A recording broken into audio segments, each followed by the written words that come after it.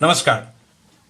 I know that in my last Yadonka Pulinda, I had said that I will now talk about politics only after the results of the general election are known. The last phase is on. I am on tenterhooks. I wanted to talk about something that really had nothing to do with the elections in India. But then two things happened. Two friends, one from India, one from Italy, they sent me something and I went in search of reference material in my little library that I have at home. But first, I have to talk about this. I wish I had a teleprompter so that I would be able to look directly into the camera and then talk and make people believe that I have all that knowledge here. But I don't. I like to read.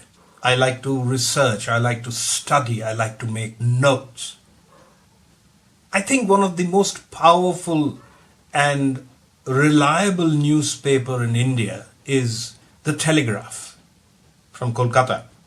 And on 31st of May, the Telegraph came out with a very prophetic poem that was written about 130 years ago by Rabindranath Tagore, or for those who are finicky about names, Rabindranath Tagore.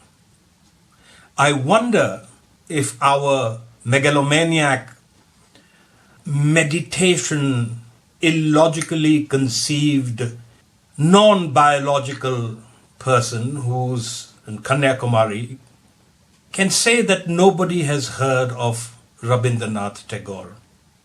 But we'll come to that later. Here is the poem, of course originally written in Bengali, which has been translated by Subodh Sarkar and Sanjukta Dasgupta. And this is Tagore 130 years ago. And I quote, "The king sits in meditation, 20 guards and Sardar shout and roar, beware, khabardar. The chief yells his order, the minister tugs his beard, joined by drums and drums and drummers. The earth is trembling, animals are jumping, queens too are fainting behind the curtain holders." If this non-biological person were to come back to rule the country along with his party, there is no hope. But we must have hope. And this friend from Italy, she sent me something written by Mahmoud Darwish. And here is my downloaded copy, which I found, and another book. Yes, Gaza. What the Israelis are doing to the Palestinians is genocide. And those countries who are helping the Israeli government by supplying arms and ammunitions are just as guilty of the genocide that is happening. This is the second Nakba. And here is one name that our Sahib has probably never heard of. Mahmoud Darwish or Darwish, it depends on which part of the country you are, who was born in 1941 and died in 2008.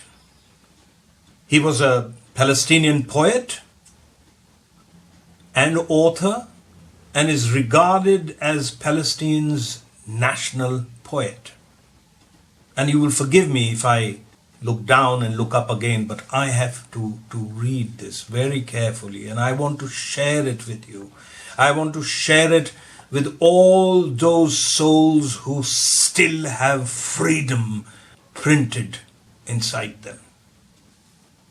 In 1988, Darwish wrote the Palestinian Declaration of Independence, which was a declaration for the creation of a state of Palestine. He was born in Al-Birwa in Galilee, a village that was occupied and later razed by the Israeli army. Because they had missed the official Israeli census, Darwish and his family were considered internal refugees or present absent aliens. Doesn't it sound very much like our own CAA, the Citizens Amendment Act? Think about it. In the 1960s, Darwish was imprisoned for reciting poetry and traveling between villages without a permit.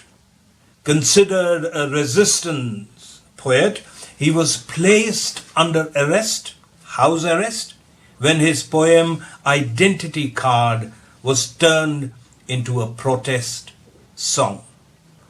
Darwish lived for many years in exile in Beirut and Paris. In 1996, he was permitted to return from exile to visit his friends and family in Israel and Palestine. Journal of an Ordinary Grief was first published as Yaminiyat al-Huzan al-Adi in 1973. The English translation is by Ibrahim Muhavi in 2010. And I'm reading various pages from this book. And I quote, "I did not say goodbye to anyone or anything. The butt of a rifle rolled me down from Mount Carmel to the port of Haifa. I was clinging to God's waist and crying at the top of my voice until I lost my voice and my mind. But the world promised me some arms in exchange for signing a truce with myself, because a truce with the killer cannot be accomplished without a truce with oneself first. And the world did give arms. It gave food, clothes, and many tents for me and my children who were not born in exchange for homeland and peace. When I felt cold in my exile, newspapers of world public opinion protected me from the rains and from shivering with cold. When I felt hungry, 3 lines in the speech of the head of a civilized nation satisfied my hunger. And when I felt longing, the foreign songs blaring out of the neighbor's radio turned departure into a lovely experience. And this is how the world goes to its bedroom and forgets me. Do not wake up the victim. He might cry out. Who woke him? Who is responsible? A wind that blew unexpectedly, waking the dead. From what direction did it blow? From all directions. From the homeland. Who taught him this forgotten world? Poets singing to the tunes of a rebeck. Kill them! We killed them, but they came up with a new word. Freedom. Who taught them this rebellious word? Impassioned revolutionaries. Kill them. We killed them, but they learned a new word. Justice. Who taught them this word? Oppression. Shall we kill oppression? If you do away with oppression, then you will be doing away with yourselves. What shall we do then? Kill the memory. Unquote. Kill the memory. Something similar is happening in our country, where memories, histories are being wiped out or altered. History, relevant history, has disappeared from the textbooks. What are we doing to future generations? But think about it before it is too late. Quote, "This is how the world goes to sleep, and in the same way it wakes up. It is armed with weapons to the hilt, and we are armed to the hilt with shackles." Unquote. Shackles. Aren't we armed to the hilt with shackles? A future generation of clones with shackles. Quote, "The powerful are civilized and the weak are savage. History is not a judge. History is a functionary." What would the Red Indians have said if they had defeated their conquerors? Those who boast of being cultured and civilized are most often the killers. When we ask for justice from killers, then world public opinion must be understood metaphorically, as long as the expression refers to media owned by individuals whose ideology and interests are linked. Why then should we accord it all this reverence? As for the true public opinion, human conscience, we do not see it or hear its voice because the official institution of world public opinion in the West has stifled and falsified it. If our actions are subject to the requirements of world public opinion as expressed in the official media, then it is time for us to realize that we enjoy our bondage and our loss, and we should start looking for reasons to prolong them. When this public opinion is the property of individuals, are they then worthy of being the judges? When we shun suicide, they say we are cowards. And when we embrace it, they say we are barbarians. When we call for peace, they say we are lying hypocrites. And when we prepare for battle, they say we are savages. But are we the killers? Who killed whom? Did they ask this question? It is the duty of not only the Jew to remember the Nazi massacres, all people whose conscience is still alive and all friends of freedom share the memory of the victims of Nazism, and take heed especially when we see a historical resemblance between Nazism and racist movement in the world today. Nazism is the enemy of all people.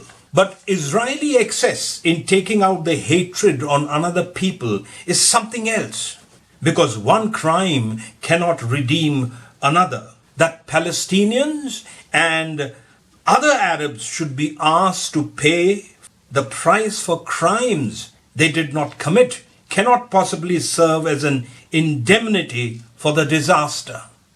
Israelis pride themselves on having been the vanguard as exiles and refugees throughout history, to the point where they have turned this into a privilege and a distinguishing characteristic. Yet, they who possess exile and refuge as one of their senses have become totally incapable of realizing that other people also possess this sense. It would not be an exaggeration to say that Israeli Zionist behavior towards the original inhabitants of Palestine is similar to the practices applied by the Nazis against the Jews themselves.